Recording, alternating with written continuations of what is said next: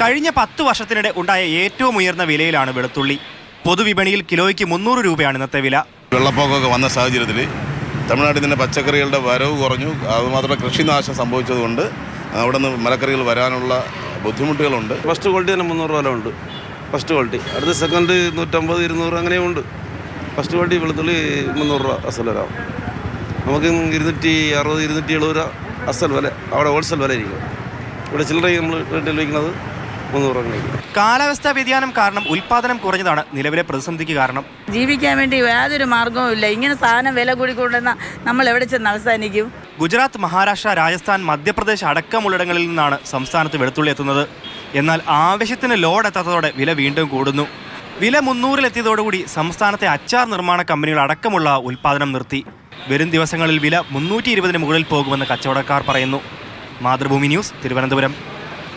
ഗോകുൽനാഥാണ് ചേരുന്നത്. ഗോകുലെ, നമുക്ക് ഈ ഒട്ടുമിക്ക നമ്മുടെ അടുക്കള കാര്യങ്ങളിൽ ഒട്ടുമിക്ക വിഭവങ്ങളിലും ഒഴിച്ചുകൂടാനാവാത്തൊരു സാധനമാണ് ഈ വെളുത്തുള്ളി. ഇപ്പോൾ ഈ വെളുത്തുള്ളിയുടെ വില ഇങ്ങനെ കൂടിക്കൊണ്ടിരുന്നാൽ അത് ഈ കാലാവസ്ഥാ വ്യതിയാനം മൂലം കൃഷിനാശമൊക്കെ ആണെന്നാണ് കച്ചവടക്കാർക്ക് പറയുന്നത്. ഇതിലൊക്കെ എന്തെങ്കിലുമൊക്കെ കാര്യമുണ്ടോ, അതോ എന്തെങ്കിലും വിപണി ഇടപെടലും കാര്യങ്ങളും ഒക്കെ നടക്കുന്നുണ്ടോ? ഇത്തരത്തിൽ ഇങ്ങനെ വില കൂടുകയാണെങ്കിൽ എന്തു ചെയ്യുമല്ലേ നമ്മുടെ നാട്ടിലെ ആളുകളൊക്കെ?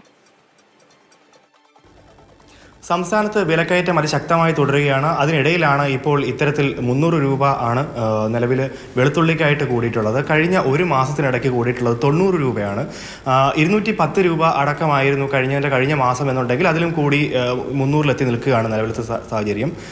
അച്ചാർ കമ്പനികൾ അടക്കമുള്ളവയും, അതായത് ഏറ്റവും കൂടുതൽ പ്രതിസന്ധിയിലായിട്ടുള്ളത് അയൽക്കൂട്ടങ്ങളടക്കമുള്ള സംഘടനകൾ, ചെറിയ ചെറിയ കുടിൽ വ്യവസായങ്ങളിലായിട്ട് കച്ചവടം ചെയ്യുന്ന ആളുകളാണ്. അവർ ഈ പറയുന്ന പോലെ തന്നെ അച്ചാറിട്ട് വിൽപ്പന നടത്തുന്ന ആളുകളാണ്. ഇപ്പോൾ 100 രൂപയാണ് 1 കിലോ നാരങ്ങയുടെ വിലയെങ്കിൽ അതിനപ്പുറത്തേക്ക് 300 രൂപയിലേക്കാണ് ഇപ്പോൾ ഈ ഉള്ളിയുടെ വില എത്തി നിൽക്കുന്നത്, വെളുത്തുള്ളിയുടെ വില എത്തി നിൽക്കുന്നുള്ളത്. അച്ചാർ അടക്കമുള്ള അല്ലെങ്കിൽ മലയാളിയുടെ അടുക്കളയിൽ ഏറ്റവും പ്രാധാന്യത്തോടു കൂടി കാണുന്ന ഒരു കാര്യമാണ് ഈ പറയുന്ന വെളുത്തുള്ളി. ഇഞ്ചി വെളുത്തുള്ളി പേസ്റ്റ് ആയിക്കോട്ടെ, എന്തുമായിക്കോട്ടെ, എന്ത് തരത്തിലുള്ള ഭക്ഷണ സാമഗ്രികൾ ഉണ്ടാക്കുമ്പോഴും വെളുത്തുള്ളി ഇല്ലാതെ നമുക്ക് പറ്റില്ല. അപ്പോൾ ആ ഒരു സമയത്താണ് ഇത്തരത്തിൽ വെളുത്തുള്ളി വില കൂടുന്നതെന്നുള്ളതാണ്.